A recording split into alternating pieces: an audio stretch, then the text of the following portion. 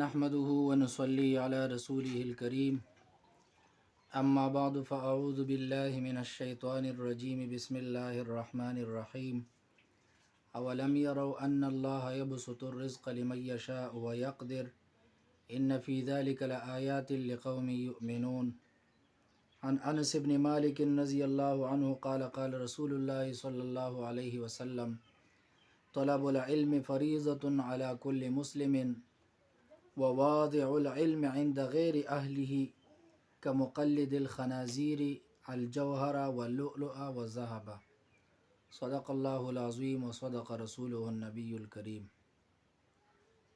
معزز دوستو اور بھائیو، 7ویں سبق کی پہلی بات، رزق دینے والی ذات صرف اور صرف اللہ تبارک و تعالی ہے، جو اس آیت کریمہ میں ثابت ہوتا ہے اولم یروا ان اللہ یبسط الرزق لمن یشاء ویقدر، اللہ جس کے لیے چاہے رزق کشادہ فرما دیتا ہے اور جس کے لیے چاہے رزق تنگ کر دیتا ہے۔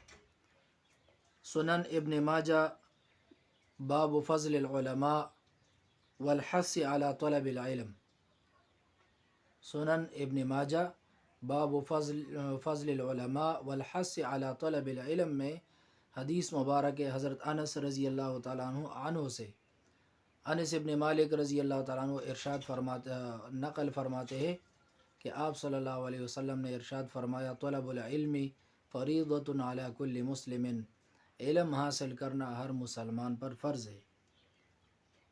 وواضع العلم عند غیر اہلہ، اور علم کو نااہلوں کے سپرد کرنا، علم کو نااہلوں کے سپرد کرنے والا ایسا ہے کہ مقلد الخنازیر الجوہر واللؤلؤ والذہب، جیسے خنزیروں کو ہیرے جواہرات اور سونے کے ہار پہنانے والا۔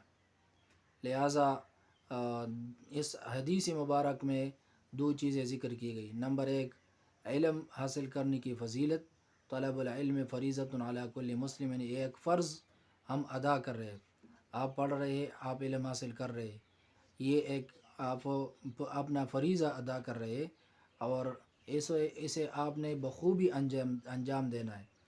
اسباق یاد کرنے ہیں، علم کے حوالے سے جو بھی بات ہو آپ نے ازبر تحقیق کے ساتھ اس کو یاد کرنا ہے اور آگے امت تک اس کو پہنچانا ہے۔ لہٰذا علم حاصل کرنا ہر مسلمان پر فرض ہے۔ دوسری بات، اس حدیث میں نااہل لوگوں کو علم سپرد کر دینے والے کی مثال بیان کی گئی ہے، جیسے کوئی آدمی خنزیر کو جواہرات، ہیرے اور سونے وغیرہ کے بہار پہنانے والے ہوں۔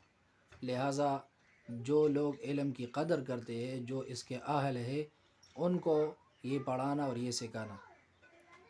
نمبر 3، عقائد میں سے چند خیالات کے بارے میں ذکر کیا گیا ہے۔ دل میں کسی بات کے خیال آنے کے 5 درجے ہیں۔ دل میں کوئی بات آ جائے تو اس کے 5 درجے ہوتے ہیں۔ نمبر 1، بلا ارادہ آپ کے دل میں کوئی بات آ جائے۔ نمبر 2، قصداً دل میں کوئی بات آپ لائے۔ نمبر 3، پھر صرف خیال نہ ہو بلکہ اس کے کرنے یا نہ کرنے میں تردد ہو، کہ یہ کام کروں یا نہ کروں، تردد کی کیفیت بھی پیدا ہو جائے، یہ تیسری بات ہے۔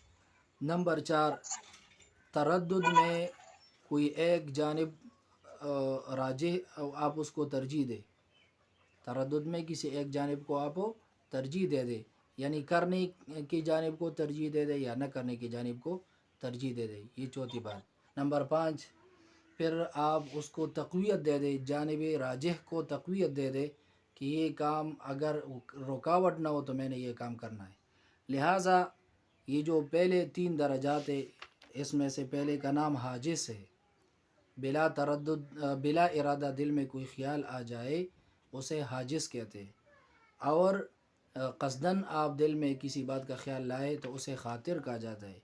اسی طرح پھر کرنے یا نہ کرنے، اس میں تردد کی کیفیت پیدا ہو جائے تو اسے حدیث نفس کہتے ہیں۔ ان 3 چیزوں پر کوئی نتیجہ مرتب نہیں ہوتا، لہٰذا چوتھا درجہ وہ ہم جسے کہتے ہیں، آپ کسی ایک جانب کو راجح قرار دے دے تو ہم میں اگر جانب واحد کی ترجیح یا تو خیر کی طرف ہوگی یا شر کی طرف ہوگی. اگر خیر اور نیکی کی طرف ہے تو ثواب مرتب ہوگا، اگر شر اور گناہ کی طرف ہے تو تب تک مواخذہ نہیں ہوگا جب تک کہ عزم نہ بنے، جب تک کہ اس کو تقویت نہ دے اور 5واں درجہ اس کو نہ ملے. لہٰذا اس وقت تک گناہ کے صرف خیال پر اس وقت تک پھر پکڑ نہیں ہوگی. نمبر 4، مکروہات اور نواقض وضو. وضو کے دوران دنیاوی باتیں کرنا مکروہ ہے. نمبر 2، چہرہ دھوتے ہوئے زور سے منہ پر پانی مارنا، یہ مکروہ ہے. نمبر 3، چہرہ دھوتے ہوئے زور سے آنکھیں بند کرنا، یہ مکروہ ہے. نمبر 4، پانی استعمال کرنے میں کنجوسی سے کام لینا، یہ بھی مکروہ ہے. نمبر 5، پانی ضرورت سے زیادہ استعمال کرنا بھی مکروہ ہے. وضو کے نواقضات 9 ہے. نمبر 1، پیشاب یا پاخانہ کرنا، اس سے وضو ٹوٹ جاتا ہے. نمبر 2، ہوا خارج ہونا، اس سے وضو ٹوٹ جاتا ہے. نمبر 3، خون کا جسم سے نکل کر ایسے حصے کی طرف بہنا جسے وضو یا غسل میں دھونا لازمی ہے اور فرض ہے، اس سے وضو ٹوٹ جاتا ہے خون نکلنے سے. نمبر 4، قے کرنے سے وضو ٹوٹ جاتا ہے. اور نمبر 5، پاگل ہو جانا، اس سے وضو ٹوٹ جاتا ہے. نمبر 6، بے ہوش ہو جانا، اس سے وضو ٹوٹ جاتا ہے. نمبر 7، سو جانا، اس سے بھی وضو ٹوٹ جاتا ہے. نمبر 8، بالغ آدمی کا رکوع اور سجدے والی نماز میں اونچی آواز سے یعنی قہقہہ لگا کر ہنسنا، اس سے بھی وضو ٹوٹ جاتا ہے. نمبر 9، استحاضہ کا خون جاری ہو جانا، اس سے بھی وضو ٹوٹ جاتا ہے. لہٰذا یہ 9 چیزیں ہیں جو وضو کے نواقضات میں سے. قے کی 3 قسمیں. نمبر 1، کھانے پینے کی. نمبر 2، خون کی. اور نمبر 3، بلغم کی. ان کا حکم یہ ہے کہ کھانے پینے کی قے اگر منہ بھر کر ہو تو وضو ٹوٹ جاتا ہے. کھانے پینے کی جو قے ہے اگر اس میں منہ بھر کر نہ ہو تو وضو نہیں ٹوٹتا، اگر منہ بھر کر ہو تو پھر وضو ٹوٹ جاتا ہے. جمے ہوئے خون کی قے اگر منہ بھر کر آ جائے تو بھی وضو ٹوٹ جاتا ہے. اسی طرح اگر پتلے خون کا ایک قطرہ بھی آ جائے تو بھی وضو ٹوٹ جاتا ہے. صرف بلغم کے آنے سے وضو نہیں ٹوٹتا. لہٰذا یہ بطور فائدہ یہ باتیں آپ یاد رکھیں. فائدہ نمبر 2، ہنسی کی 3 قسمیں. نمبر 1، تبسم. نمبر 2، ضحک. اور نمبر 3، قہقہہ. تبسم بغیر آواز کے مسکرا لے. اور نمبر 2، ضحک، ایسی آواز سے ہنسنا کہ ساتھ والے کو آواز سنائی نہ دے.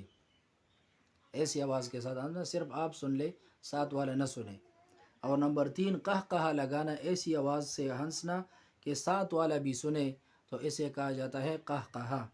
ان کا حکم یہ ہے کہ قہقہہ لگانے سے وضو بھی ٹوٹ جاتا ہے اور نماز بھی فاسد ہو جاتی ہے.